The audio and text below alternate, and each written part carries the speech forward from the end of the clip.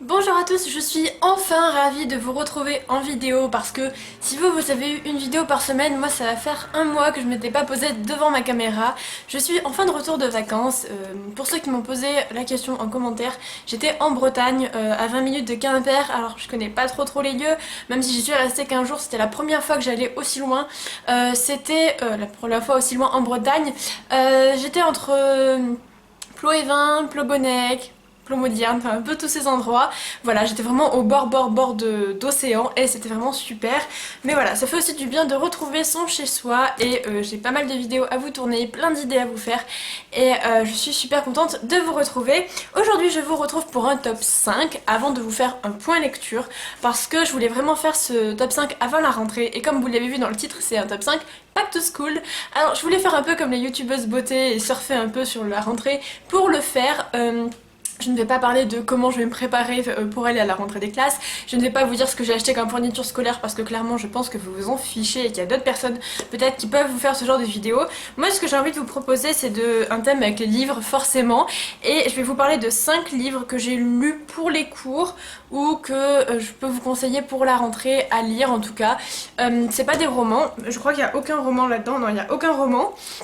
Il n'y a pas de fiction, rien du tout, donc c'est pas 5 livres classiques à découvrir pour la rentrée, c'est pas du tout ça, mais c'est 5 livres qui peuvent vous aider dans le domaine scolaire, que moi j'ai beaucoup aimé.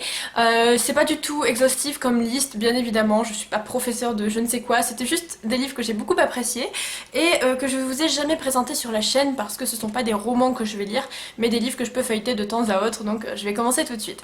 Je vais commencer par la matière la plus drôle et que tout le monde aime, les mathématiques. Alors je dis ça de manière ironique, mais moi j'adore vraiment les maths. C'était ma matière préférée avec l'histoire au lycée. Et bon bah je suis ni en maths ni en histoire finalement, mais voilà, c'était mes deux matières préférées. Et je regrettais qu'il n'y ait pas plus d'histoire en maths. C'était bien beau qu'on nous apprenne les équations, les suites, etc. Mais on nous avait jamais appris d'où ça sortait, comment ça avait été trouvé, qui les avait trouvés. Et je trouvais ça vraiment dommage parce que j'aurais bien aimé que ce soit ancré dans un contexte culturel, pardon. Et ça m'a beaucoup manqué. Et quand j'étais au lycée, il y a un livre qui est paru, c'était en 2014 je crois, je ne sais plus, 2013.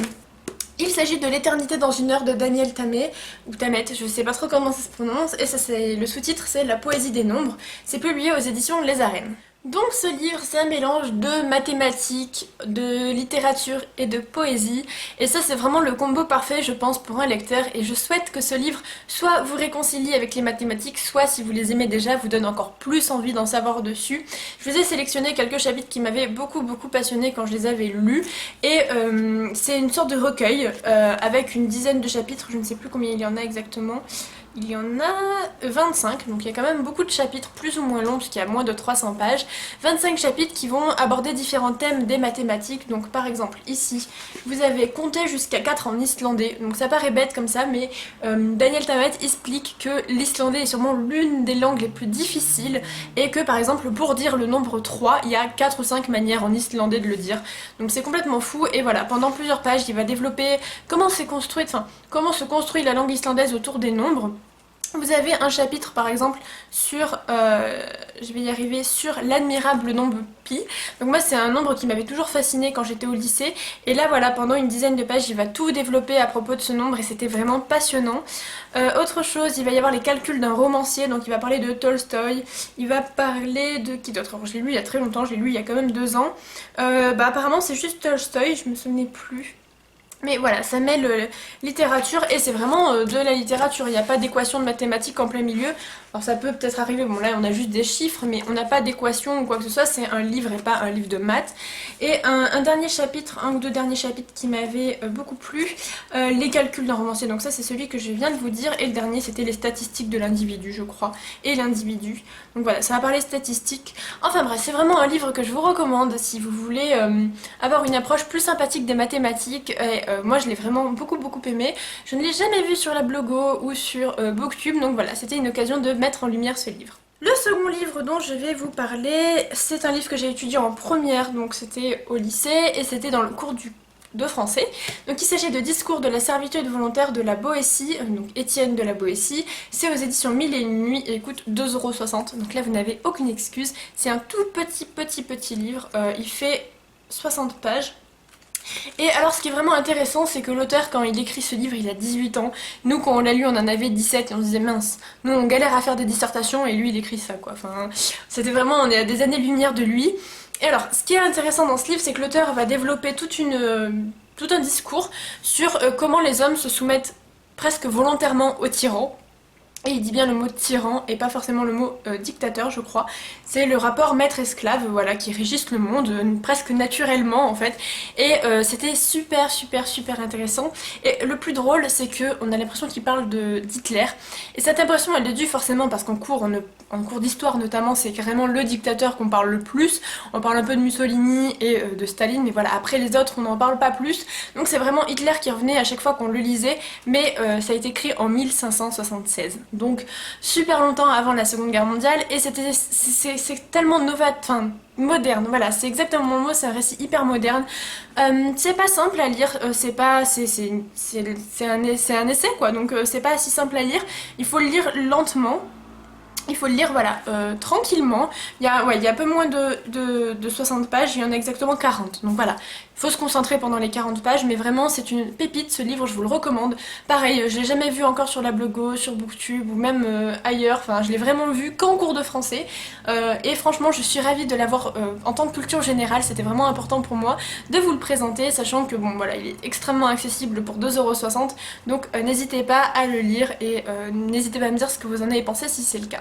Ensuite, je vais vous parler d'un livre qui m'a servi toute l'année à la fac pour mes cours de grammaire et de français.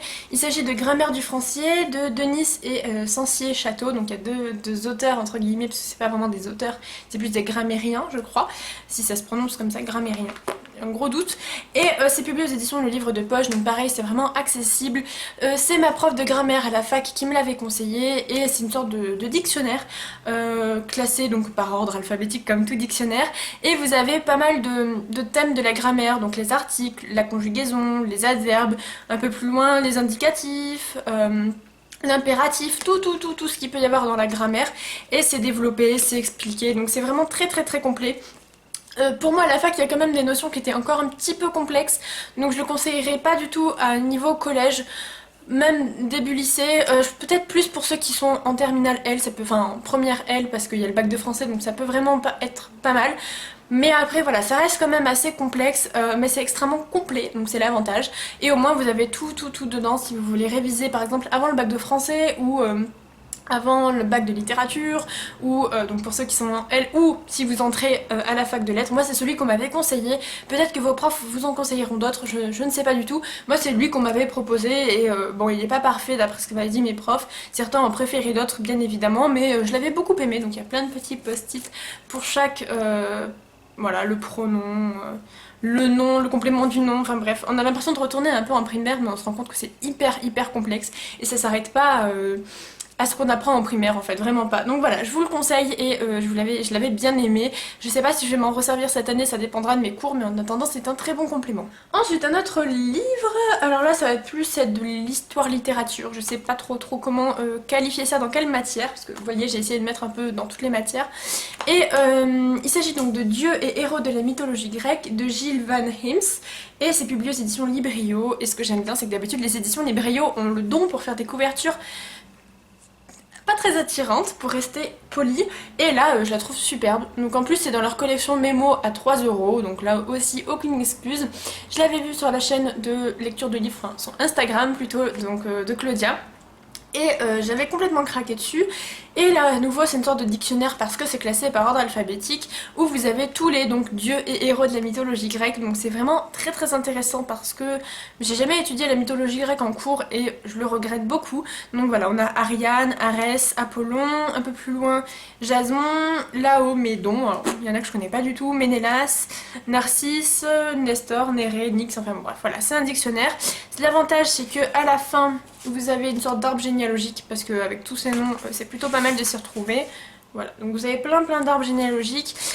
C'est très bien fait, j'en ai lu une partie, j'aurais bien aimé que ce soit plus historique dans le sens chronologique, plutôt par mythe que par personne, parce que forcément à chaque fois ils disent allez voir telle personne, donc c'est un petit peu compliqué de jongler à chaque fois. Et d'ailleurs là c'est moi qui vous demande si vous connaissez des romans ou des livres théoriques, pas forcément de fiction mais des livres non-fiction qui portent sur la mythologie grecque ou autre mythologie, vraiment je suis ouverte à toutes les mythologies. N'hésitez pas à me le dire en commentaire, je serais ravie de les lire. J'ai juste lu les 2 premiers tomes de Percy Jackson et clairement ça ne compte pas, enfin ça aide mais c'est pas, ça reste Percy Jackson. D'ailleurs il faudrait que je lise la suite mais voilà, j'avais trouvé lui très bien et pour 3 € ça peut être vraiment abordable. Enfin, le dernier livre que je vous présente, je l'ai lu dans le cadre du cours d'art plastique, puisque j'étais en seconde en art visuel et après j'ai continué l'option art plastique et j'allais même des fois au cours d'art spé en fait, en littérature. Et j'avais envie de faire la thématique des contes, donc toute mon terminale art plastique, j'avais fait des travaux en rapport avec les contes. Et ma prof d'art, qui était vraiment géniale, petite dédicace à elle du coup, m'avait conseillé un livre pour m'aider dans mes travaux. Et j'ai vu que ce livre était conseillé dans mon livre de philo. Malheureusement, on n'a jamais utilisé mon livre de philo de l'année. Et du coup, on n'a jamais abordé ce livre en philo. Donc voilà, peut-être que ça peut mêler la philo, l'art et la littérature, parce que vous allez voir pourquoi. Il s'agit de Psychanalyse des contes de fées de Bruno Bettelheim aux éditions Pluriel, donc il existe en version grand format et en version poche. Donc là c'est l'édition poche que j'avais trouvé vraiment d'occasion et j'étais très contente. Et en gros c'est de la psychanalyse de contes tout simplement. Alors il y a énormément de contes, beaucoup que je connaissais pas, genre La Reine des Abeilles ou Les Trois Langages, mais il y en a beaucoup comme... faut que je les retrouve, Le Petit Chaperon Rouge. Alors lui c'est vraiment celui dont je me suis le plus servi. Vous avez Blanche-Neige, alors lui aussi je m'en suis beaucoup servi. Boucle d'or et les 3 ours, super intéressant. La Belle au bois dormant, Cendrillon, voilà donc les grands classiques. Et on va pas vous parler que de ces contes, on va vous parler de la métamorphose, de tout ce qui est l'extériorisation, l'importance, voilà, le besoin de magie chez l'enfant. Donc en plus on va s'intéresser un peu à la psychologie de l'enfance, les 3 petits cochons, voilà, il y a énormément de choses. Et vraiment j'avais adoré. L'avantage c'est que vous n'êtes pas obligé de tout lire. Moi il y a clairement des contes que je connaissais pas et qui ne m'intéressaient pas et que je n'ai pas lu. Mais vous avez énormément d'indices sur les contes. Alors bien sûr si vous ne voulez pas ruiner votre enfance, ruiner vos Disney, c'est pas le bon moyen en lisant ce livre. Mais je vais juste vous donner un exemple. Par exemple Bruno Bettelheim explique que le fait que ce soit la grand-mère qui donne le chaperon rouge, donc de couleur rouge, à l'enfant, ça la force à grandir et à devenir plus femme en fait. Donc voilà, il y a pas mal de petites choses comme ça, pareil, ce qu'il y a dans le panier, tout est important en fait. Le voyage à travers la forêt. Donc voilà, ça c'était par exemple pour le petit chaperon rouge, mais je vous ai dit qu'il y en avait des tas et que ça pourrait peut-être vous intéresser. Donc je sais qu'il y a beaucoup de réécriture de contes sur Booktube et que ça pourrait peut-être vous plaire et vous en apprendre un petit peu plus. Et voilà, c'est terminé pour la vidéo Back to School. N'hésitez pas à me dire si vous avez trouvé le concept intéressant. Je pourrais vous faire une autre vidéo sur mes livres de cours, cette fois-ci les fictions. Donc les fictions que m'ont fait lire mes profs et que j'ai adoré. Clairement moi en cours j'étais pas du tout l'élève qui était en refus total devant les livres qu'on me forçait à lire. Au contraire, je les prenais toujours avec bienvenue, je me disais que c'était toujours ça de prix et qu'en général, s'ils me les avaient pas conseillés, je les aurais jamais lus et ça a été très souvent des très bonnes lectures, des classiques que j'ai adorés, qui sont aujourd'hui mes préférés. Donc si vous voulez que je vous fasse une vidéo sur les livres qu'on m'a fait lire en cours, donc des livres fictionnels, et que vous voulez que je vous fasse une vidéo, n'hésitez pas à me le dire, n'hésitez pas à me dire si celle-ci vous a plu, et si vous allez vous pencher sur les livres que je vous ai présentés. En attendant, je vous souhaite de très bonnes lectures, une très bonne rentrée scolaire, et je vous dis à très vite. Bye!